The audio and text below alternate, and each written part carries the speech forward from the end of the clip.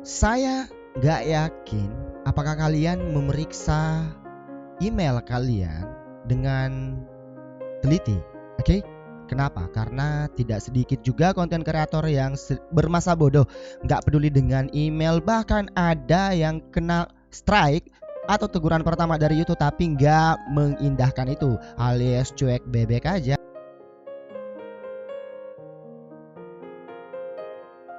Oke, balik lagi dengan saya Mei Harmawansa, channel official yang selalu bakal ngebahas hal-hal yang berhubungan dengan dunia YouTube. Kali ini kita bakal ngebahas kena teguran dari YouTube. Apa penyebabnya? Ini jawabannya. Oke, teman-teman, banyak di antara kita mungkin yang nggak sadar udah pernah buat video ternyata keklaim hak cipta, udah pernah buat video ternyata videonya masuk dalam kategori konten khusus dewasa, atau mengandung unsur kekerasan, lalu mengandung isu sara dan bermacam-macam yang melanggar komunitas dari YouTube. Akhirnya dapat teguran pertama dari YouTube. Oke, di sini saya coba menjelaskan atau memberikan informasi bahwa di YouTube itu tentang pedoman komunitas ada tiga kali strike atau 3 kali teguran dalam setiap channel kalian yang melanggar pedoman komunitas dari YouTube. Oke, teman-teman semuanya, kali ini saya bakal ngejelasin langsung saja tanpa berlama-lama karena sebenarnya ada beberapa poin yang pengen banget saya sampaikan, tapi durasinya pasti bakal makan waktu yang cukup panjang. Misalnya konten apa yang dihapus, lalu kebijakan mana yang dilanggar, lalu bagaimana dampaknya terhadap channel kalian, lalu apa yang seharusnya akan dilakukan setelah mendapat strike 1, 2, 3 atau teguran 1, 2, 3. Oke? Jadi YouTube juga nggak pernah bertindak semena-mena kan, pasti memberikan atau melayangkan surat teguran pertama by email teman-teman semuanya. Tapi kadang kita sebagai konten kreator cuek bebek, malas aja lah, pokoknya ngupload, mau mengandung unsur kekerasan whatever terserah, bebas, pokoknya ngupload. Lah, kan udah dapat teguran, ketika itu tidak diindahkan masuk teguran kedua. Oke, langsung saja teman-teman, seperti apa? Seperti ini videonya. Pertama, teguran pertama. Nah, jika misalnya konten Anda itu tidak mematuhi kebijakan dari YouTube akan menerima teguran ya. Misalnya itu sanksinya berupa selama 1 minggu nih, 1 minggu kalian nggak bisa mengupload video, nggak bisa live streaming, nggak bisa story kan, pasang story di YouTube itu nggak bisa selama seminggu jika kalian dapat teguran pertama. Oke, lalu nggak bisa membuat custom thumbnail atau posting di postingan komunitas. Oke, lalu menambahkan atau menghapus playlist itu juga nggak bisa kalian lakukan teman-teman. Bahkan menampilkan cuplikan selama Premiere juga nggak bisa kalian lakukan. Oke, mengarah. Lalu apa teguran pertama? Sanksinya mengarahkan penonton dari live stream ke Premiere atau mengarahkan penonton dari Premiere ke live stream itu nggak bisa juga teman-teman ya. Bahkan menambahkan kolaborator ke playlist juga itu nggak bisa kalian lakukan. Oke, jadi selama seminggu kalian bakal off. Kalau istilah di sekolah namanya apa? Diskors selama seminggu, kira-kira seperti itu ya.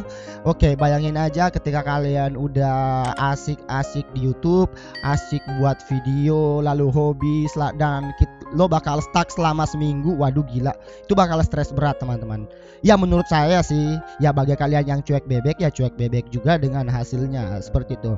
Lalu apa yang akan terjadi teman-teman? Akhirnya di channel kalian, dan itu akan pulih channel Anda setelah mendapat teguran pertama, akan pulih secara otomatis selama seminggu.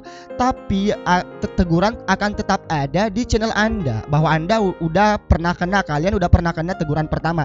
Itu selama 90 hari akan hilang dengan sendirinya teman-teman ya. Oke, kita lanjut di teguran kedua. Apa yang bakal terjadi dengan teguran kedua teman-teman? Nah, jika kalian menerima teguran kedua dalam periode 90 hari yang ternyata sama dengan teguran yang pertama, kalian tidak mengindahkan itu, ya otomatis sanksinya sama dengan yang pertama tadi. Oke? Nggak bisa ngupload video, nggak bisa live streaming, nggak bisa posting story, lalu menampilkan cuplan di Premiere, nggak bisa mengedit kolaborator playlist, sama dengan teguran pertama tadi. tapi dengan durasi sanksi yang lebih lama, 2 minggu. Oke? 2 minggu, teman-teman.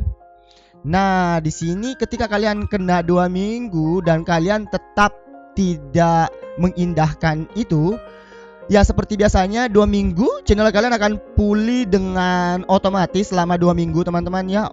Tapi nilai tegurannya tetap ada selama 90 hari, sama persis dengan poin pertama di teguran pertama tadi. Hanya nilai waktu sanksinya yang bertambah selama 2 minggu. Oke, kita lanjut strike yang ketiga atau teguran yang ketiga. Oke. Nah, jika kalian nggak mengindahkan teguran pertama dan kedua, nah di sini dia nih. Kalian secara otomatis channel YouTube kalian bakal dihapus permanen oleh pihak YouTube. Nah, seperti itu. Jadi jangan heran jika misalnya channelnya tiba-tiba nggak aktif. Oke, loh kok bisa nggak aktif? Oke, cek email deh. Misalnya akhirnya mereka cek email, kalian cek email, waduh dapat teguran pertama, kedua, ketiga, tapi kalian cuek BBK, ya udah channelnya hilang. Simple aja sih sebenarnya. Nah, seperti itu teman-teman. Jadi hindari teguran di YouTube, teman-teman. Jika kalian mendapat teguran, segera perbaiki kesehatan channel kalian. Karena jika kalian mendapat teguran, tentunya ada sesuatu yang ganjil ditemukan oleh YouTube di channel kalian. Kalian juga punya kesempatan buat memperbaiki kesalahan kalian dan membuat channel kalian lebih aman, lebih sehat. Seperti itu teman-teman penjelasan saya ketika kalian mendapat teguran di YouTube. Oke. Terima kasih banyak buat teman-teman semua yang udah setia mensupport channel Mei Harmawansa ini, teman-teman ya. Di subscribe channel saya jika kalian ngerasa bahwa channel saya bermanfaat. Di like videonya jika kalian suka, dislike aja jika kalian gak suka dengan videonya. Akhir kata saya tutup. See you. Bye bye.